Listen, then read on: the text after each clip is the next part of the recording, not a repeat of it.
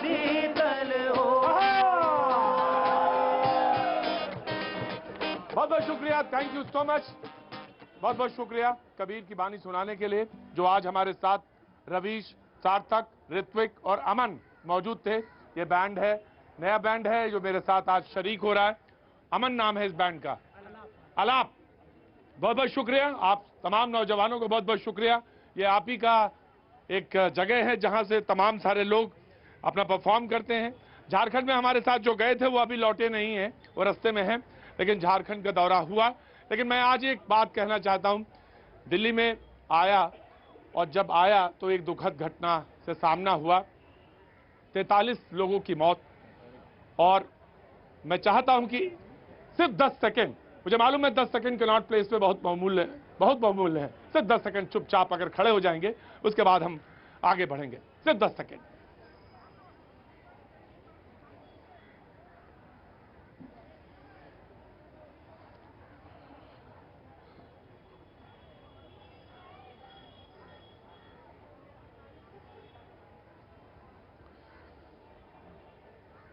बहुत बहुत शुक्रिया, बहुत बहुत शुक्रिया पाजी, तशरीफ रखें।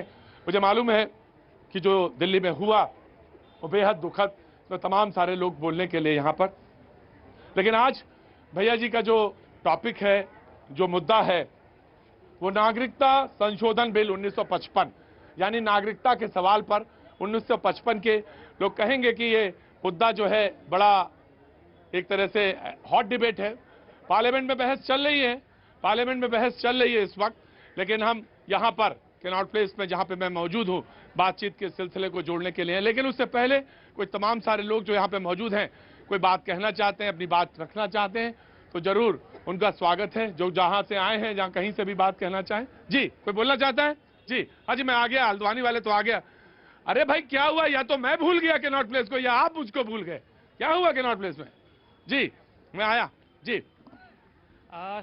मैं इसका पक्षधर हूँ, because we are from UP and Bihar. Hindi में बोलो।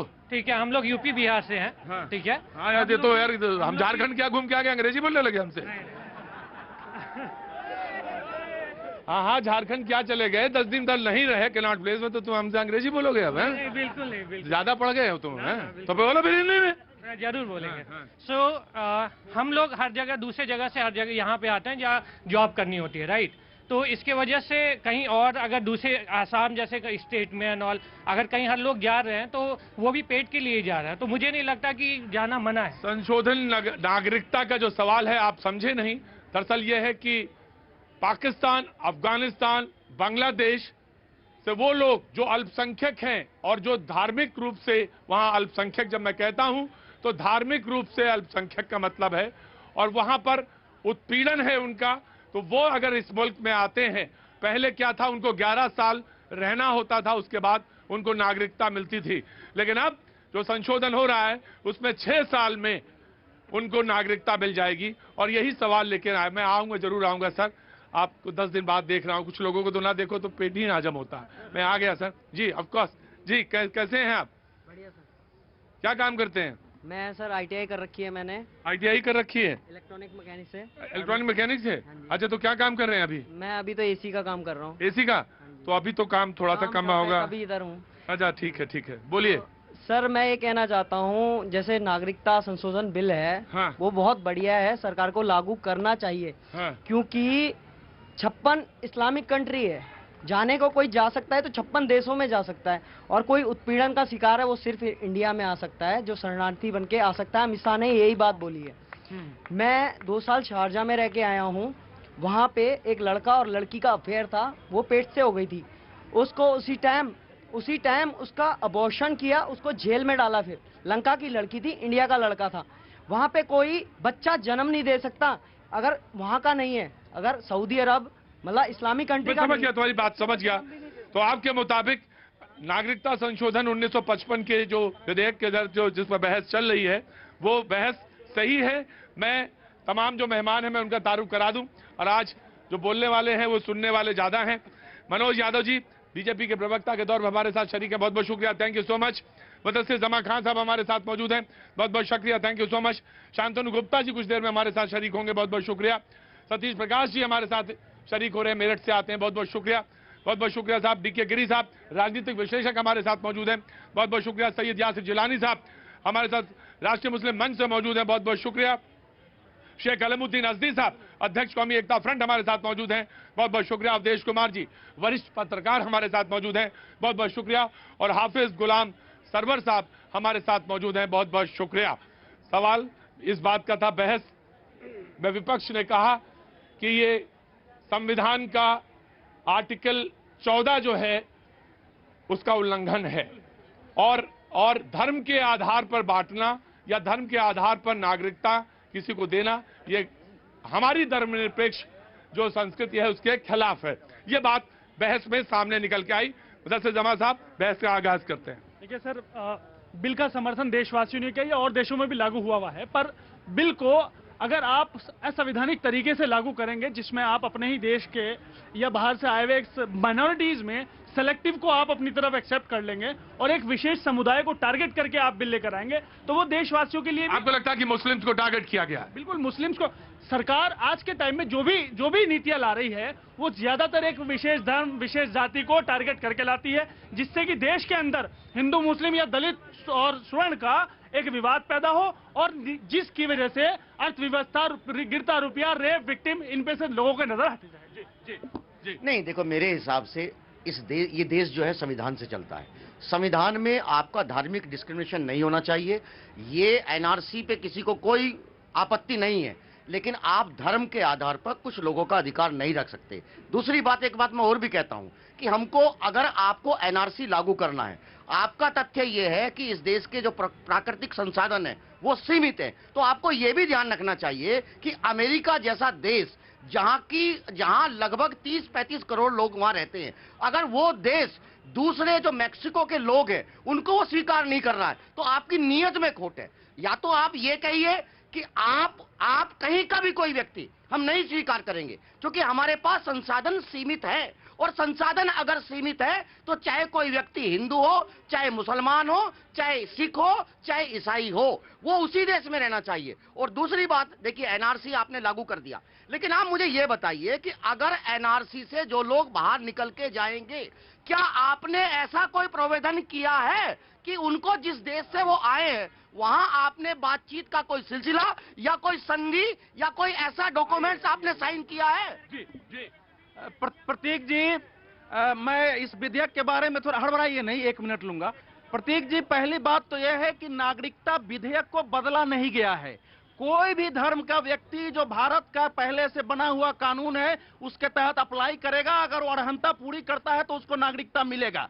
केवल 2 धाराओं को संशोधन करना पड़ रहा है। लेकिन मैं जो स्पष्ट करना चाह रहा हूं कि 1947 में जो भारत का विभाजन धर्म के आधार पर हुआ, दोनों ओर की जनसंख्या एक ओर गई थी। बहुत सारे हिंदू मोहम्मद अली जिन्ना के इस आश्वासन पर रुक गए थे कि ये देश जो है हमने बनाया जरूर है इस्लाम के नाम पर, लेकिन सभी को समान अधिकार मिलेगा। आपको मालूम है 11 सितंबर 1948 को जिन्ना साहब की मृत्यु हो गई, और उस मृत्यु के बाद जो वहां खासकर जिसका प्रतिनिधित्व करते हैं हमारे सतीश भाई, जो दलितों पर उन पर जो अत्याचार साबित हुए, योगेंद्र कुमार मंडल को जिन्ना ने वहां का बनाया था लॉ मिनिस्टर, और रोने लगे। उनका पूरा पत्र पढ़िए। जब हंगामा उठा तो गांधी जी ने 4 नवंबर 1947 को कहा कि वहां से सारे हरिजनों को उठा करके भारत ले आओ। ये आज का विषय नहीं है, उस समय से चलता रहा है। 23% वहां के अल्पसंख्यक का 3% हो गया। नेहरू जी ने 1950 में नेहरू लियाकत पैक्ट किया था कि वो अपने अल्पसंख्यक की रक्षा करेंगे, हम करेंगे, वहां नहीं हुआ है। आपके मतलब आप पाकिस्तान की नीतियों को अपने देश के मुसलमानों पर अप्लाई करेंगे। वहां अत्याचार अगर होगा तो अपने देश के मुसलमानों पर अत्याचार करेंगे। आप उसको समर्थन करते हैं, नहीं दूर से आएगा तो मुसलमानों को आपने क्यों रखा संशोधन से, उनको क्यों नहीं लिया अपने साथ में? तो आप ये मुसलमान के किसी तरह विरोध में नहीं है। मुसलमान किसी देश का यहाँ का नागरिकता अवधेश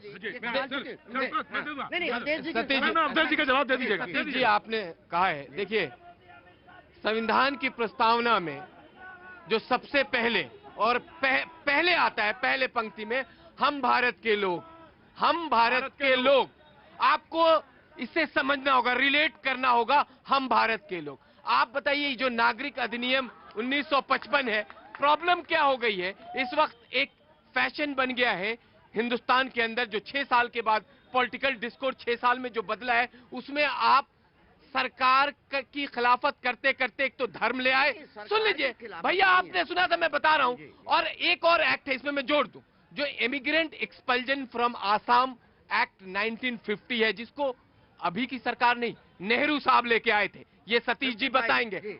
1950 सुन लीजिए, उसमें भी आप जब उसमें जाएंगे तो मुझे ये समझ में नहीं आ रहा है कि जो अफगानिस्तान, जो पाकिस्तान, जो बांग्लादेश प्रताड़ित हुए हिंदू भाई हैं, उत्पीड़न जिनके साथ हो रहा है धर्म के नाम पे, वो भारत में अगर आते हैं, उनका भारत की सरकार स्वागत करके उनको नागरिकता देने की बात करती है, तो आपको क्यों प्रॉब्लम हो रही है? और आप ये कह रहे हैं आप मुसलमान जोड़ते हैं, ये बताइए, आपने बांग्लादेश के आर्टिकल 2 जिसकी चर्चा आज होम मिनिस्टर ने करी है, आर्टिकल 2 अगर आप पढ़ेंगे, वहां के माइनॉरिटी की ताकत, अरे आप जो अमित शाह ने कहा वो गलत है, आप जो कह रहे हो सही है, कमाल की बात करें, मायावती जी जो कहे वो सही और बाकी जो कहे वो गलत। अमित शाह जी क्या कहते हैं वो इनको अच्छा लग सकता है, उनकी इस बात की कोई गारंटी नहीं कि वो मुझे भी अच्छा लगेगा। ये कोई सर्टिफिकेट नहीं दे दिया। नहीं, सुनिए, आप बीजेपी के लीडर हैं, आप बीजेपी की राजनीति करते हैं,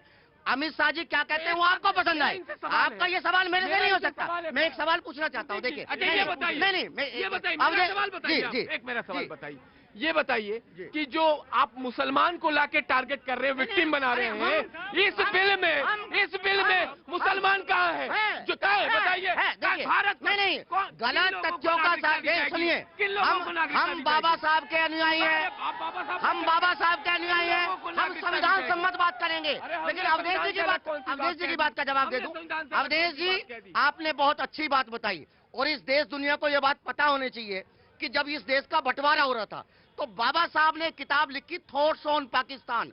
उन्होंने ये कहा कि अगर इस देश का बंटवारा धार्मिक आधार पे हो रहा है तो संपूर्ण पॉपुलेशन इधर से इधर जब तक नहीं जाएगी तब तक बंटवारा नहीं होगा। किसी ने वो बात मानी नहीं। लेकिन सुनिए, मैं कोई जातिवादी आदमी नहीं हूँ, मैं राष्ट्रवादी आदमी हूँ।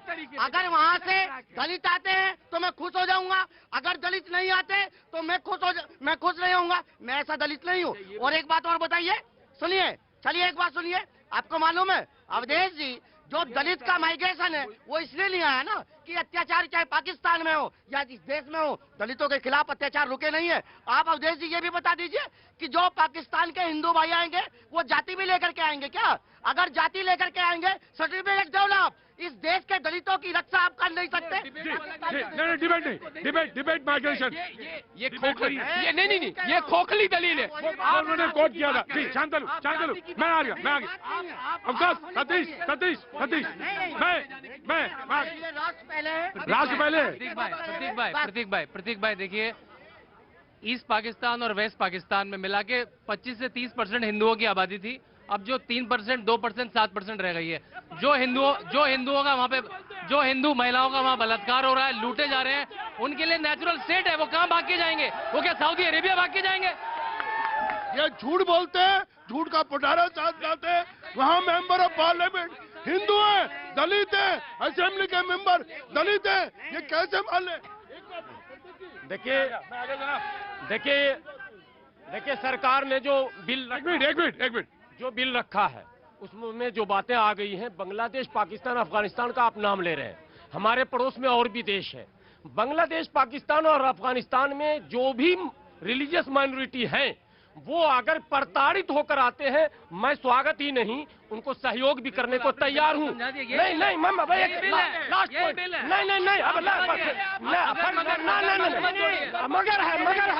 मगर है, आप जोर जबरदस्ती मत कीजिए, यही तो कलरेबल है। मेरा कहना, जहाँ मुस्लिम माइनॉरिटी है और उस पर धर्म के नाम पर जुल्म हो रहा है, और बर्मा में अंधे हैं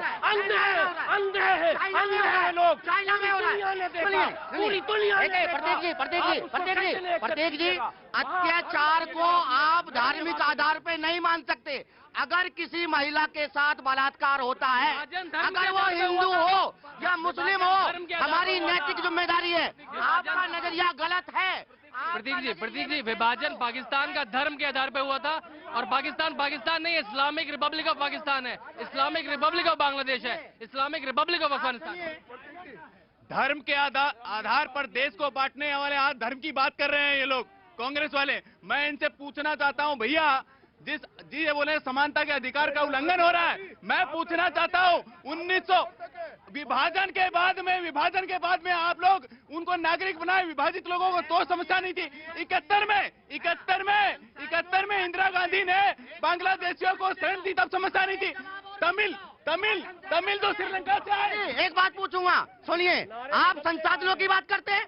अगर इस देश में संसाधनों का बंटवारा होता, सही तरीके से बंटवारा होता, तो आज हम और आपको मालूम है अगर इस देश में बलात्कार की घटनाएं क्यों होती हैं, उसके मूल में है कि इस देश की जो महिला है उसके पास संसाधनों का अधिकार नहीं है। बाबा साहब ने कहा कि हिंदू कोड बिल लगना चाहिए। हिंदू कोड बिल कोई दलितों के लिए नहीं था, हिंदू कोड बिल था कि महिलाओं को संपत्ति में अधिकार मिले। अगर आप संसाधन, सुनिए, यही डिबेट है। अगर आपका डिस्ट्रीब्यूशन ठीक होता, देखिए, और ये भाई साहब बोल रहे हैं वहां पर अत्याचार नहीं हुआ। जो 22% वहां पर अल्पसंख्यक थे, आज 2% रह गए पाकिस्तान में। मैं ये स्पष्ट है। जो 28% से वो 8% रह गए। मुझे जरा बतलाइए जो आर्थिक रूप से प्रताड़ित क्या वहां मुसलमान होगा? जो इस्लामिक स्टेट है तीनों, अफगानिस्तान, पाकिस्तान, बांग्लादेश, वहां पर मुसलमानों पर कहां अत्याचार हो रहे? मैं सिर्फ एक छोटी सी बात कहना चाहता हूं। मेरे जो साथियों बांग्लादेश और पाकिस्तान का उदाहरण दे रहे हैं, हम भारत देश जो है, भारत उससे बड़ा महान है। हम बांग्लादेश और पाकिस्तान को फॉलो कर रहे हैं क्या? उनका मिसाल क्यों देते हो? हम अपना काम करें और अपना मिसाल दें, दूसरे को मिसाल। बांग्लादेश, हम बांग्लादेश नहीं है तो बांग्लादेश का, भारत और बांग्लादेश। सुनो, आप पाकिस्तान गए नहीं हो, मैं पाकिस्तान गया हूँ। पाकिस्तानी लोग भारत को जमहूरियत, जन्नत मानते हैं, इसीलिए मानते हैं कि हम लोग लोकतंत्र हैं, हम मानवाधिकार मानते हैं। आप पाकिस्तानी को फॉलो करोगे, पाकिस्तान का क्यों मिसाल देते हो? इतना ही मैं कहना चाह रहा हूँ। वहाँ पे 2%। एक जरा जवाब दे हमको। अरे हमारे वो अल्पसंख्यक भाई प्रताड़ित हो तो कहाँ जाएंगे वो लोग, बताइए? मुसलमानों के 52 से 53 कंट्री है, वहाँ जाकर वो जा सकते हैं। हमारे अल्पसंख्यक भाई कहाँ जाएंगे? हिंदुस्तान में रहेंगे। बार बार कोड किया जाता है मुसलमानों के 52-56 देश हैं। ये अपने देश के 22 करोड़ लोगों को विदेशी बताते हैं, इनको शर्म नहीं आती। ये अपने देशवासियों को कहते हैं हमारा देश हिंदुस्तान है। 1947 में हिंदुस्तान को इसलिए महान कहा गया है। हिंदुस्तान में हमारे पास फ्रीडम ऑफ रिलीजन है, संख्या बढ़ी है हिंदुस्तान में। ये दिखाता है कि हिंदुस्तान में अल्पसंख्यक सुरक्षित है।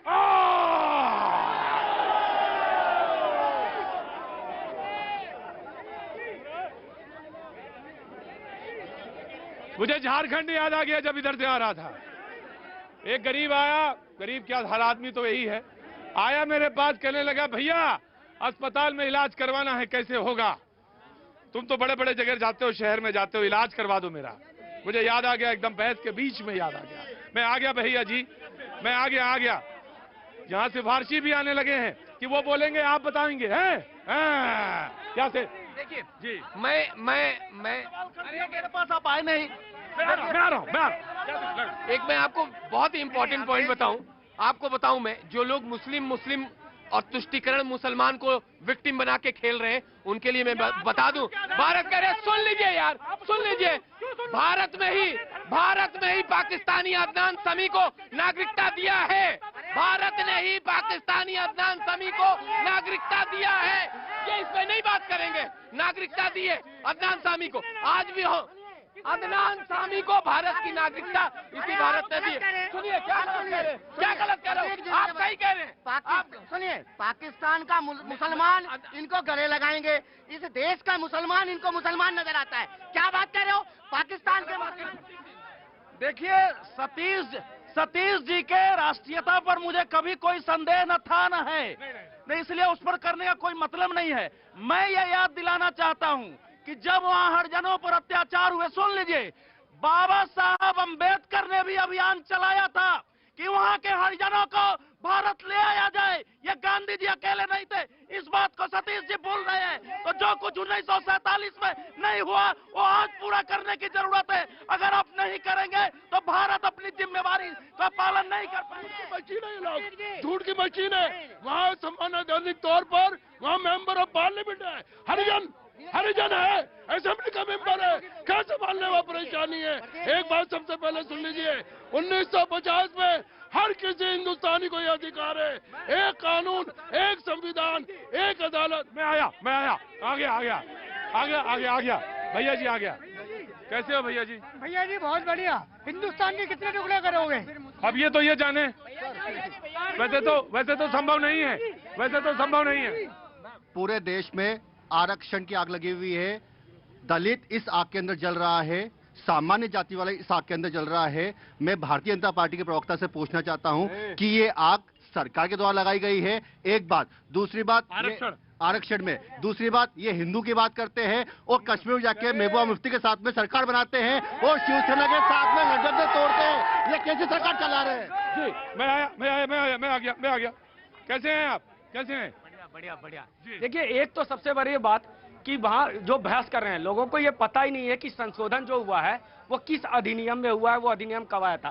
सारे पैनलिस्ट और लोगों से पूछ लीजिए, पहला विषय। दूसरा विषय जो ये कह रहे थे कि पाकिस्तान का मॉडल बनाना है, पाकिस्तान का, एक तरफ तो आप कहते हैं कि यहाँ पे जो अल्पसंख्यक है वो सुरक्षित नहीं रहा पिछले 5 वर्षों में, और उसके बाद दूसरी तरफ कहते हैं अल्पसंख्यकों को भी लाइए। एक तरफ कहते हैं हमारे संसाधन कम हो रहे हैं, दूसरी तरफ कहते हैं कि नहीं और भी लेते हो, रोहिंग्या को क्यों छोड़ रहे हो, इसको क्यों छोड़ रहे हो, उसको क्यों छोड़ रहे हो। अरे सर, ये आग लगा हुआ 1971 में इंदिरा गांधी ने लगाया, 1985 में राजीव गांधी ने लगाया, उसके बाद ये आग सुप्रीम कोर्ट ने लगाया। आज ये कैसे विरोध कर सकते हैं? मुद्दा गंभीर है, मुझे मालूम है। ऑफकोर्स पैनलिस्ट मुझे मालूम नहीं, जो इंदिरा गांधी ने किया उस समय सही था, जो राजीव गांधी ने कोर्ट किया वो भी सही था, उसका लागू ना होना गलत है। वो दोनों देखिए आदेश जी, अभी आप बड़ा फिक्र कर रहे थे दलितों का। आपके देश में मूछे रखने पे मार दिया जाता है दलित को, घोड़ी चढ़ने पे मार दिया जाता है। सुनिए, पहलू खान के साथ लिस्टिंग होती है। आपको अपने देश से बिगड़ना चाहता हूँ। जिस ये लोग बोल रहे हैं कि यहाँ पर अल्पसंख्यक असुरक्षित है, मुझे बताइए, नेहरू लियाकत समझौता जो 1950 में हुआ था, किनकी जनसंख्या अल्पसंख्यकों की बढ़ी है? भारत में बढ़ी है, पाकिस्तान में, बांग्लादेश में? जरा जवाब दे दे। मुझे मालूम है, बहस बहुत तीखी, बहुत। क्या नाम हो गया भैया? सर मेरा नाम विक्रम तिवारी है। मैं कहाँ से आए बड़ी जी? सर यूपी से आया। यूपी से आए हैं। आप कहाँ से आए हैं? सर मैं सीहोर से हूँ। सीहोर से आए हैं। बहुत अच्छी जगह है, बहुत शांत वाली जगह है। आज आपका एक बार फिर स्वागत है। बातचीत के सिलसिले को एक बार फिर शुरू करते हुए मौजूद है कनॉट प्लेस में, और बहस का जो आज सिलसिला शुरू हुआ है वो नागरिक संशोधन बिल 1955 का। हाँ सर, आ गए सर ही तो सर बचे हैं बस। जी आ गए भैया जी। कहाँ से हैं भैया जी? हरियाणा से जी। अच्छा बोलिए। ये बीजेपी की एक मानसिकता बन गई है हर मुद्दे को हिंदू मुस्लिम राजनीतिकता के रंग में रख देने की। बीजेपी, अभी थोड़े दिन पहले अमित शाह ने एक बयान दिया कि हिंदुओं को एनआरसी से डरने की कोई जरूरत नहीं है। क्या धर्मनिरपेक्ष देश में गृह मंत्री को ऐसा कहना चाहिए? ये पूरी तरह से गलत है। मेरे बंधु, मैं इनसे पूछना चाहता हूं, ये हिंदू मुस्लिम का विषय नहीं है, ये उन लोगों का विषय है जो धार्मिक रूप से प्रताड़ित हो रहे हैं, जिनके ऊपर अत्याचार हो रहे हैं, जो अल्पसंख्यकों पर बांग्लादेश में, अफगानिस्तान में, पाकिस्तान में अत्याचार हो रहे हैं। ये विषय हिंदू मुस्लिम का नहीं है, ये विषय उन धार्मिक रूप से प्रताड़ित लोगों का विषय है। मैं और दूसरी बात, मैं इनसे पूछना चाहता हूं, जिस देश को धर्म के आधार पर बांटने वाले हैं वो बोल रहे हैं धर्म के आधार पर राजनीति ना करें। ये छोटी सी बात है, अगर धार्मिक रूप में प्रताड़ित हो रहे हैं तो मुस्लिम भी प्रताड़ित हो रहे हैं। एक मिनट, मुस्लिम कौन सा आंकड़ा बनाया गया? दूसरा, अगर अरे भाई मेरे भाई सुन लो, अरे सुन लो ना। अब दूसरे, अगर बुद्धिस्ट हो रहे हैं, बुद्धिस्ट में बहुत सारा बुद्धिस्ट कंट्री है, इंडिया में क्यों उनको सिटीजनशिप दे रहे हो? कहने का मतलब ये है, अहमदिया, बोराज, कहाँ आंकड़ा लिखा हुआ है? मुस्लिम भी प्रताड़ित हो रहे हैं। वो धर्म भारत से निकला है, जैन धर्म भारत से निकला है। मैं आपसे मैं आप ये बताइए, इस्लामिक स्टेट जो है उनके संविधान में लिख रखा है कि हमारा राजधर्म इस्लाम है, वहाँ पर कौन प्रताड़ित है? कोई मुस्लिम प्रताड़ित नहीं है। ऐसा है, पारसी पूछेंगे कहाँ से निकले? सुनिए, बौद्ध धर्म और जैन धर्म यहाँ से निकला है। अगर मैंने सारी पोल पट्टी खोलनी शुरू कर दी तो आप हैप मान जाएंगे। बुद्ध यहाँ से क्यों भागे? लेकिन मुद्दा ये नहीं है, वो तो भागे नहीं। छोड़ दीजिए, छोड़ दीजिए, छोड़ दीजिए, छोड़ दीजिए। प्रतीक जी हमारे बड़े भाई हैं और वो कह रहे हैं कि सतीश हमेशा सवाल पूछता है। प्रतीक जी, हमारा जीवन का दुर्भाग्य ये है कि हम सवाल लेकर के ही पैदा होते हैं और मैं देश के दलितों से वादा करता हूँ कि सवाल के साथ मानने नहीं दूंगा। सवाल का जवाब हम पूछेंगे। आज हम यहाँ सवाल ये पूछेंगे कि आप ये बताइए, आज पाकिस्तान की स्थिति यहाँ क्यों है? क्योंकि वहाँ के जो धार्मिक रूप से अल्पसंख्यक लोग हैं, उनके हितों की रक्षा नहीं कर पाए। कहीं ये गलती हम तो नहीं कर रहे? और अगर ये गलती प्रतीक जी देखिए 1950 में नेहरू और लियाकत पैक्ट हुआ, जिस पैक्ट में हुआ कि दोनों देश अपने अपने देश में माइनॉरिटी का ध्यान रखेंगे, लेकिन पाकिस्तान ने नहीं रखा। और पाकिस्तान में नहीं रखा। और इसी बात पे श्यामा प्रसाद मुखर्जी नेहरू कैबिनेट से निकल गए, उन्होंने भारतीय जनसंघ बनाया और उसी ने भाजपा बनी। तो एक हिस्टोरिकल रॉन्ग करेक्ट हो रहा है। हिंदू 15% है, दलित और दलित आप अगली जाति के लोग 15% है, हम 22% है, आप अपने पीछे। वहाँ पर वो 28% से 8% आ गए, 22 से 4% आ गए। आप ये बताएं प्रताड़ित कौन है? मैं 15% हूँ, वो 22% है। 15 और 22 का पहाड़ा मिलाओगे तो कितना बनता है? हाँ, कहाँ गए? वो कहते हैं कि मैं तो भूख हूँ और भूत भी हूँ। क्या बात है? प्रतीक जी, मैं एक तथ्य कहने के बाद एक ऐसी बात कहूंगा जिस पर सहमति बने। मैं ये कह रहा हूं कि अभी सितंबर में पाकिस्तान के नेशनल असेंबली में एक पीपीपी के ईसाई, एक सेकंड, अभी हम आपके बीच में मुदस्सर भाई नहीं बोलते हैं, मैं शांत रहता हूं, मुझे बोलने ले दीजिए। पाकिस्तान के राष्ट्रीय असेंबली में एक बिल पेश हुआ था कि अल्पसंख्यकों को भी प्रधानमंत्री और राष्ट्रपति होने का अधिकार मिले, क्योंकि पाकिस्तान के संविधान की धारा 41 में लिखा है कि केवल मुसलमान ही प्रधानमंत्री हो सकता है। 91 में लिखा है कि केवल राष्ट्रपति मुसलमान ही हो सकता है। वो बिल आया, पूरा हंगामा मच गया, अध्यक्ष तक कुर्सी से खड़े हो गए और उस बिल को खारिज किया गया। यानी अगर हिंदुओं को, बौद्धों को वहां प्रधानमंत्री बनना है तो पहले उनको मुसलमान बनना पड़ेगा, तब बनेंगे। अब अवधेश जी मुझे एक बात बताइए, पाकिस्तान में यही फैक्ट है, पाकिस्तान का फैक्ट। पाकिस्तान से इसलिए कह रहा हूँ कि हमारे देश के मुसलमानों को डरने की जरूरत नहीं है। यहाँ कोई थियोक्रेटिक स्टेट न था न है, लेकिन बाकी मुसलमानों के लिए कह रहा हूँ कि हिंदुओं को नागरिकता देने के बाद हम पाकिस्तान को तोड़ने के काम में लगने वाले हैं। वो जब टूटेगा तब वहाँ के लोकतांत्रिक बना के अलग अलग राज्यों में। नहीं अवधेश जी, और काम है इस मुल्क में, बहुत सारे काम है। देखिए नहीं, पाकिस्तान बहुत मुल्क में काम है। अपने भाइयों को, हिंदुस्तान के तो भाई, पाकिस्तान को तोड़ने से ज्यादा जरूरी काम भी है। और मैं अपने मुल्क में, मैं अपने भाइयों को ये भी बता देना चाहता हूँ, भैया ये हिंदुस्तान है जहाँ पर अल्पसंख्यक प्रधानमंत्री भी बन सकता है, राष्ट्रपति भी बन सकता है, लेकिन वो पाकिस्तान है जहाँ पर गैर मुसलमान कुछ नहीं बन सकता है। नहीं देखिए, पहली बात तो ये बात गलत कह रहे हैं, नहीं बन सकता। दूसरी चीज मैं बताऊं, इसी पब्लिक को मैं बताना चाहता हूँ, मेरी बात सुन लीजिए। अब मैं भी एक मिनट बात साफ कर। 25 में राष्ट्रपति और प्रधानमंत्री नहीं बन सकते। राष्ट्रपति प्रधानमंत्री की बात है। अब देखिए, मैं भी एक बात क्लियर कर दूं, 1947 के बंटवारे में मैं आपको बताता हूं, मुस्लिम लीग को एक ऑफर दिया गया था, जितनी भी सीटें मुस्लिम लीग जीतेगी उतना ही हिस्सा हिंदुस्तान का पाकिस्तान को दिया जाएगा। यह आपको शायद नहीं पता हो तो आप बता नहीं रहे। इस देश के अल्पसंख्यक, उस देश के उस वक्त के मुसलमानों ने यह पसंद किया था, गांधी जी हो या अंबेडकर जी हो या जवाहर जी हो, उनकी बात पे भरोसा करके इस देश को, कांग्रेस को वोट देकर यह कहा था कि हम पाकिस्तान जाना पसंद नहीं करेंगे, हम हिंदुस्तान रहना पसंद करेंगे, जिससे कि एक बहुत बड़ा हिस्सा हमारे देश हिंदुस्तान में रह गया। वरना पाकिस्तान आज बहुत बड़ा होता। उसी देश के मुसलमानों को, 22 करोड़ मुसलमानों को, जिन्होंने आपके साथ खड़ा होना पसंद किया, आप लोग हर रोज उत्पीड़न करते हैं, उन्हें दूसरे देशों का बताते हैं, उनको ताना मारा जाता है। प्रधानमंत्री बन सकते हैं कि नहीं? आप राष्ट्रपति बन सकते हैं कि नहीं? बन सकते हैं। ये भारत का नागरिक, भारत का मुसलमान, अरे कैसे नहीं बन सकता? कैसे नहीं बन सकता? बताइए मुझे। देखिए मुदस्सर जी ने आरंभ में जो कहा सही है कि इस देश के करोड़ों मुसलमानों ने इस भारत को अपनी मातृभूमि माना है, उनका पूरा अधिकार यहाँ सुरक्षित है। इसलिए उत्पीड़ित होकर कोई क्वेश्चन नहीं उठाए। मैं ये कह रहा हूँ कि जो काम हमको 1950 के पहले करना चाहिए था वो छूट गया है, वो भारत करने जा रहा है, वो करने दीजिए। भाई एक मिनट, आप जो मिसाल दे रहे हो पाकिस्तान की आर्टिकल को गिना रहे हो, मैं और 2 कंट्री का आपको बता देता हूँ। थाईलैंड में जो भी विरोध करता है उसको गोली से उड़ा देते हैं। फिलीपींस में जो प्रेसिडेंट है किसी के ड्रग के नाम पे उसको गोली मरवाता है सरकार। आप वही चीज को फॉलो करना चाह रहे हो इस देश में। पाकिस्तान के बार बार क्यों मिसाल देते हो? हम पाकिस्तान को सिखाना चाहते हैं, पाकिस्तान से सीखना नहीं चाहते। ये क्यों बोल जाते हो?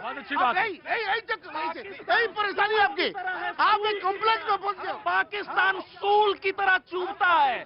हम उन करोड़ों, उन लाखों लोगों के साथ खड़े हैं जो धार्मिक रूप से प्रताड़ित हो रहे हैं। क्या उनके साथ नहीं खड़े रहे? बताइए, हम खड़े नहीं रहे, कौन रहेगा? जनाब देखिए, भारत की मिट्टी में गले लगाना है। भारत की संस्कृति सबको गले लगाने की है। ये मिट्टी ऐसी है।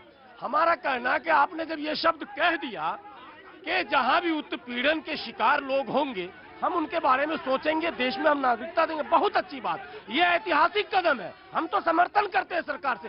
जरा सा इसमें संशोधन कीजिए, आप जरा सा कर दीजिए, मसला खत्म है। जरा सा मतलब चाइना में दुनिया जानती है, भाग के कौन आएगा? अमेरिका से कोई नहीं आएगा सर, पड़ोस से ही कोई आ सकता है।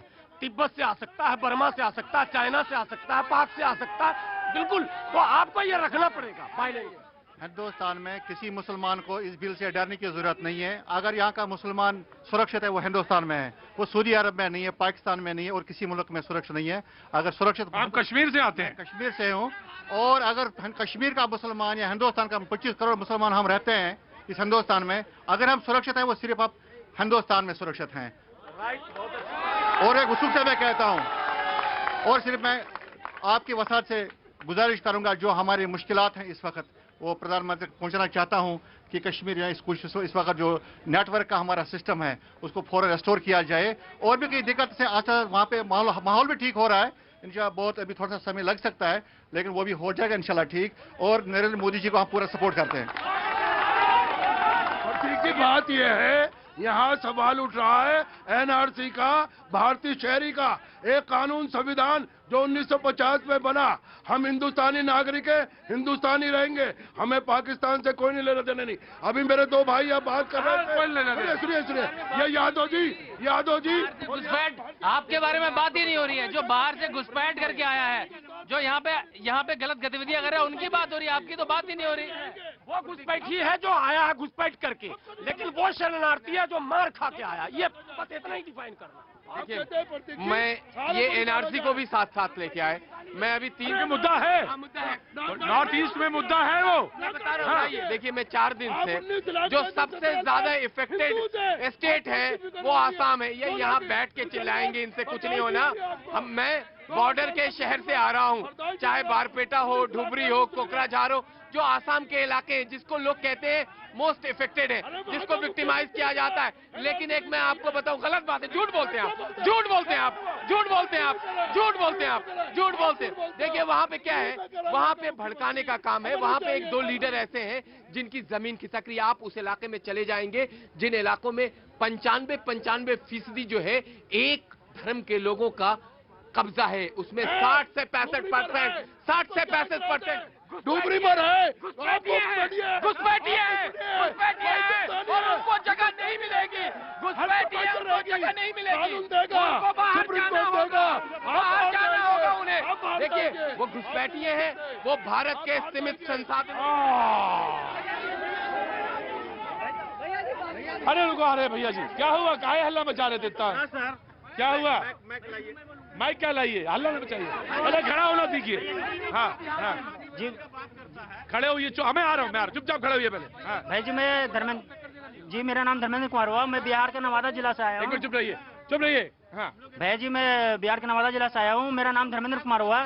वो सतीश भाई ने मतलब बोल रहा था कि मतलब रिजर्वेशन के बारे में बता रहा था कि अमेरिका में मतलब नहीं है, अमेरिका में ऐसा हो रहा है, वो ऐसा हो रहा है। तो अमेरिका में तो रिजर्वेशन नहीं है, आप अपने टैलेंट को क्यों मार रहे हो यहाँ पे? और रिजर्वेशन देना है तो सभी जाति वाले को दो, सभी जाति में गरीब होते हैं, और आप गरीब दलित के साथ अपने शादी विवाह का मतलब नाता जोड़ो, क्यों नहीं जोड़ते हो? जाति तोड़ो। जी जी, आ गया बेटा, आ गया बाजी, आप आज इंतजार करो। जी, मैं विवेक, जिला गाजियाबाद। जी, मैं इन सर से सवाल पूछना चाहता हूं। ये कहते हैं यहाँ पर मुसलमान असुरक्षित हैं, आप खुल के बोल रहे हैं, क्या आप असुरक्षित हैं?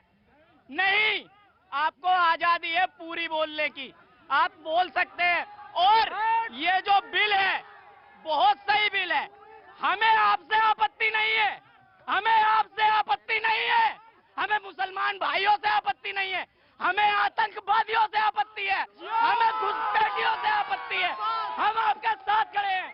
मुसलमान भाइयों के बच्चे, मुसलमान भाइयों की बेटियां सब स्कूल में साथ जाते हैं, हमें उनसे कोई आपत्ति नहीं है, हमें इस बिल पर आपत्ति नहीं है। बहुत अच्छा बिल है ये। और ये सर कह रहे थे, वो टोपी वाले सर कह रहे थे, मैं आ गया। मैं बहुत अपने भाई को एक बात क्लियर करना चाहता हूं, भाई ने भी बोला अभी। अब बात जवाब देने दीजिए मुझे, प्लीज जवाब देने दीजिए, जवाब तो देने दीजिए। अब देखिए इस देश में एक संविधान नाम की चीज है, और हमारा देश महान इसलिए है कि हमें सुरक्षा तुम नहीं दे रहे, संविधान दे रहा है, और मौजूदा सरकार उस संविधान को खंडित करने की कोशिश कर रही है। उस मायने संविधान ये नहीं कहता कि आतंकवाद फैलाओ। संविधान, सुनो मेरी बात सुनो, राम मंदिर का फैसला आता है, उवैसी जी ट्वीट करते हैं आई वांट माई मस्जिद बैक, और जब प्रियंका रेड्डी का बलात्कार होता है तो ट्वीट क्यों नहीं आता है? जो राशि बात होती है तुरंत ट्वीट कर देते हैं, किसी मुसलमान का रेप होता है तुरंत ट्वीट कर देते हैं। मैं आ गया। भाई इतना जज्बाती होने की जरूरत नहीं है, मैं भी इसी देश का नागरिक हूँ। सुनो, आप मुस्लिम को आतंकवादी नहीं कह सकते हो, आतंकवादी को आतंकवादी कह सकते हो। आप पहले अपने आप को ठीक कीजिए। पहले ये जो धारणा बनाई गई है, ये जो सोच बनाई गई है, मेरे भाइयों, इसी को बदलने की, हमें को तोड़ने की जरूरत है। देखिए, मैं इनकी बात जो ये कह रहे हैं कि बात अच्छी बात, जज्बात की जरूरत नहीं है, मुसलमान आतंकवादी नहीं होता है, लेकिन जो ज्यादा से ज्यादा केसेस हैं जिसमें पकड़े गए हैं वो लोग कौन है, जरा उसमें भी आपको सोचने की जरूरत है। आप जब सोचेंगे, सच्चाई का सामना करेंगे, सवाल करेंगे अपने आप से, तो बदलाव लाएंगे। इसका मतलब क्या हुआ? छोड़िए, लेकिन मेरे भाई साहब ने कहा एक बात, सबसे ज्यादा इस हिंदुस्तान में मुस्लिम सुरक्षित हैं। मैं तो सोचता हूँ भाई साहब, यहाँ हिंदू सुरक्षित नहीं है तो मुस्लिम कहाँ सुरक्षित है? एक मिनट, 3 दिन में 3 बहनों का सामूहिक बलात्कार होकर जला दिया गया इसी देश में। दुखद है। तो सुरक्षित है वो दुखद है, तो सुरक्षित कहाँ से हुआ? अपने पहले सबको, अपने बहनों को सम्मान करो, अपना माँ को सम्मान करो, उसको बदनाम नहीं, हकीकत है। एक आदमी मरता है। मुझे एक जवाब देना है। मैं गिरी जी को पहले ये कह रहा हूँ कि देखिए, नागरिकता संशोधन विधेयक जो है, इसको तो नहीं सुनिए, इसको तो पारित होना है। जैसे 3 तलाक पारित हो गया, 370 पारित हो गया, तो ये लोग तय करें कि कैसे जीना। लेकिन पूर्वोत्तर के बारे में मैं स्पष्ट कर दूं, देखिए, मेघालय इससे एक्सक्लूडेड है, मिजोरम एक्सक्लूडेड है, नागालैंड एक्सक्लूडेड है, अरुणाचल प्रदेश एक्सक्लूडेड है, मणिपुर एक्सक्लूडेड है, त्रिपुरा आधा एक्सक्लूडेड है। इसलिए पूर्वोत्तर के बारे में गलतफहमी। प्रदीप जी, ये सिर्फ अपने ये राजनीतिक रोटियां सीखने आए हैं ये लोग। डॉक्टर अल्लामा इकबाल ने कहा, सारे जहां से अच्छा हिंदुस्तान हमारा, हम बुलबुल हैं इसकी, ये गुलिस्तान हमारा। और ये देश सिर्फ अगर सुरक्षित है यहाँ पे मुसलमान, वो है सिर्फ हिंदुस्तान। मैं आ गया। सलाम अली, मैं आ गया बेटा, आ गया। क्या नाम है आपका? मेरा नाम दिव्यानी है। दिव्यानी, कहाँ से हैं आप? मैं पटना से हूँ। पटना से। चला, मैं आ गया, मैं आपके पास भी आऊंगा। वक्त एक छोटे से ब्रेक का है, ब्रेक के बाद में फिर जरूरत है बातचीत के सिलसिले को जोड़ने के लिए एक बार फिर मैं हाजिर हूँ। और वो जो बैंड है, आज नया बैंड है, नए लोग आए हैं, बहुत बहुत शुक्रिया आपका, चारों लोगों का एक बार फिर से मैं बहुत बहुत स्वागत करता हूँ। हौसला रखिएगा, अपने आप सब कुछ अच्छा हो जाएगा। शुक्रिया, बहुत बहुत शुक्रिया। मुझे मालूम है बहुत सारे सवाल है, बहुत सारी बातचीत करनी है। नागरिकता संशोधन अधिनियम पे बात हो रही, मैं आपके पास आ रहा हूँ। जी, कहाँ से हैं आप साहब? सर मैं जम्मू से हूँ। जम्मू से क्या नाम हो गया साहब आपका? मैं आ रहा हूँ, एक मिनट। अभिषेक जी, सवाल। सर मेरा सवाल, वो वहाँ पे जो मौलाना जी बैठे हुए हैं, पूरे कश्मीर में जो प्रॉब्लम है ना, वो सिर्फ इस्लाम की वजह से है। 70 सालों से है जो अब पाकिस्तान ऑक्युपाइड आज के डेट में कश्मीर है। 41,000 हिंदू और सिखों को वहाँ पे काट दिया गया। और इनसे पूछना चाहता हूँ मैं मौलाना जी से ये कि क्या इस्लाम ये अलाउ करता है कि आप एक नॉन मुस्लिम को फ्रेंड बनाए अपना, या उसके साथ दोस्ती रखें? इस्लाम में ऐसा कुछ नहीं है, अलाउ नहीं है। देखिए, मुझे नहीं मालूम भाई, मुझे नहीं मालूम। मैं जवाब दे देता हूँ। मैं तो हिंदू हूँ, लेकिन आपके हिसाब से तो मैं मुसलसल ईमान वाला ही हूँ। तो मैं जवाब दे दूं? नहीं बेटा, ऐसा नहीं है। लेकिन जब ये कश्मीर जब हम लोग जाते हैं तो ये बोलते हैं वहाँ के जो मुस्लिम लोग हैं कि ये इंडिया वाले हैं। मैं तो जम्मू से ही हूँ, अगर आप जाके जब भी देखिए ये बोलते हैं इंडिया वाले। ये सेंटेंस सिर्फ इस्लाम चाहिए वहाँ पे। ये सेंटेंस ही तोड़ना था। मैंने मना नहीं किया, ये सेंटेंस ही तोड़ना था, यही सेंटेंस तोड़ना था। और कश्मीर जी देखिए, कश्मीर का शख्स यहाँ मौजूद है, कश्मीर का शख्स मौजूद है। इस्लाम पे जो सवाल कहा गया मैं उस पर कह रहा हूं, मैंने उनको जवाब दे दिया। लेकिन कश्मीर वाले मामले में जम्मू, पहली बात की ये जो एक जम्मू कश्मीर का बच्चा नहीं है जिसने ये क्वेश्चन किया है, सबसे पहली बात ये पता नहीं कहां से है। और दूसरी बात ये कि इस्लाम कभी ये इजाजत नहीं देता कहीं दंगा करो, कहीं फसाद करो। इवन कि जो अभी बाबरी मस्जिद का अभी आ गया उसका फैसला जो आ गया है, उसमें भी हमारे इस्लाम में ये था कि जहां पर भी फसाद हो वहां नमाज नहीं आ सकती है। इसलिए वहां कतई तौर नमाज नहीं आ सकती थी उसी बाबरी मस्जिद में। इसलिए जो फैसला वो हमें स्वीकार करना पड़ा। और वो हम तमाम मुसलमान जो 25 करोड़ मुसलमान रहते हैं हमारे इंडिया में, तो सबने हमने वो फैसला एक्सेप्ट किया। मुझे उम्मीद है कि आपको सवाल का जवाब भी मिला होगा। बहुत जल्दी से, क्योंकि ब्रेक कट। मौलाना इस्लाम की नुक्ता नजर से है, तो जवाब दे देता हूँ। सबसे पहले कश्मीर महाराजा का मुल्क है, सुनिए, वहाँ हिंदू मुसलमान नहीं होता, ना हिंदू मुसलमान होता।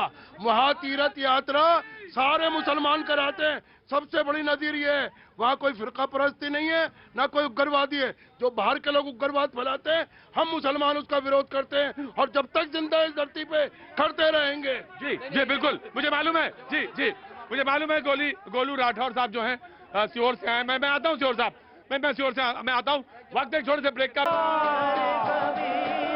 भैया जी, कल में आपका एक बार फिर स्वागत है बातचीत के सिलसिले को जोड़ने के लिए। कहाँ से हैं आप?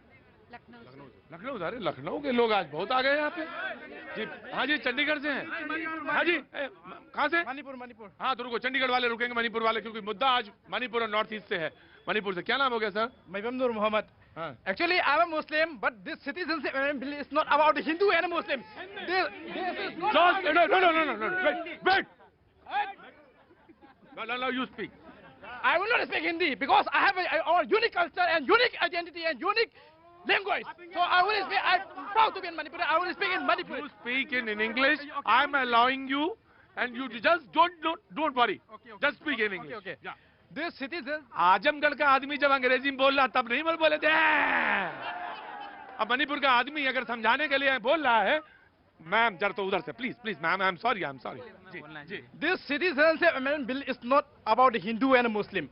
I'm a Muslim, but even this Muslim are included in the citizenship amendment bill. We the Manipuri people, we the Northeast people cannot accept this citizenship at any cost, at any condition, because of this illegal immigrant influx in our northeastern side. Our culture, our tradition, and everything is in the threat from the. You are opposing this bill because from Bangladesh Hindu migrants will come. Not only the Hindu.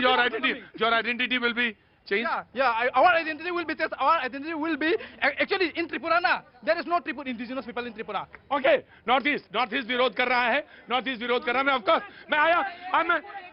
मैं इनको बता दूं, मणिपुर के लिए special provision है, ये कानून वहां लागू नहीं होगा। ये नागालैंड में 90% एरिया में लागू नहीं होगा, मिजोरम में लागू नहीं होगा, मेघालय में लागू नहीं होगा, त्रिपुरा में 80% से ज्यादा एरिया में लागू नहीं होगा। जी अवधेश जी, मुझे इस एनआरसी बिल के बारे में ये बोलना था कि ये भारत में लागू करना क्यों गलत है, क्योंकि इसकी प्रक्रिया काफी जटिल होगी और हमारा देश जिसमें साक्षरता बहुत कम है, और साक्षरता का मतलब ये नहीं होता है कि उस इंसान को हर जटिलताएं समझ में आए। साक्षरता का मतलब सिर्फ ये होता है कि उस आदमी को अपना नाम लिखना और कुछ स्पेलिंग्स लिखना है। तो ऐसे जटिल बिल को जब आप इस देश में लाएंगे जहाँ की साक्षरता भी उतनी अच्छी नहीं है, जहाँ पर एजुकेटेड लोगों की इतनी कमी है, तो आप क्या सोचते हैं जितने लोग भारत के वो खुद ही भारत से बाहर हो जाएंगे। जैसे कि आसाम में हुआ, एक आसाम राइफल्स का जो आदमी था वो बाहर चला गया। एक आर्मी मैन जब एनआरसी बिल में उसका नाम नहीं आ सकता, तो आप क्या सोचते हैं कि जो लोग वहां पर खेती बाड़ी करते होंगे, जो किसान होंगे, उनका नाम आ जाएगा, और फिर जब उनके साथ अन्याय होगा तो कौन खड़ा होगा उनके लिए? कोई नहीं। संविधान भी खड़ा नहीं हो पाएगा उनके लिए। कितने गौरव की बात है कि भारत जैसे देश में जो सेकुलरिस्ट कंट्री है, वहां पर ईसाइयों, सिखों, बौद्धों, इन सबको, जो कि नजदीक के देशों के प्रताड़ित लोग हैं, उन सबको सेकुलरिस्ट होने के नाते इस देश में बुलाया जा रहा है। परंतु वो लोग जिन्होंने इस देश के अंदर 80 लाख मुसलमानों को बुलाया था, आज वही लोग इस चीज का विरोध कर रहे हैं। ठीक। बिल का विरोध कोई नहीं कर रहा है। मैं आपको ठीक कर दूं, एनआरसी का विरोध नहीं है। एनआरसी में जो आप अमेंडमेंट कर रहे हैं ना, जिस तरीके से आप लागू कर रहे हैं, उस पर विरोध है। देखिए, संविधान में सभी को एक समानता मिली है। उस समानता के आधार पर आप माइनॉरिटीज की और विभागों को ले सकते हैं, मगर आप सिर्फ एज ए मुस्लिम करके आप उनको नहीं लेंगे। नॉर्थ ईस्ट देखिए मुझे लगता है कि मुझे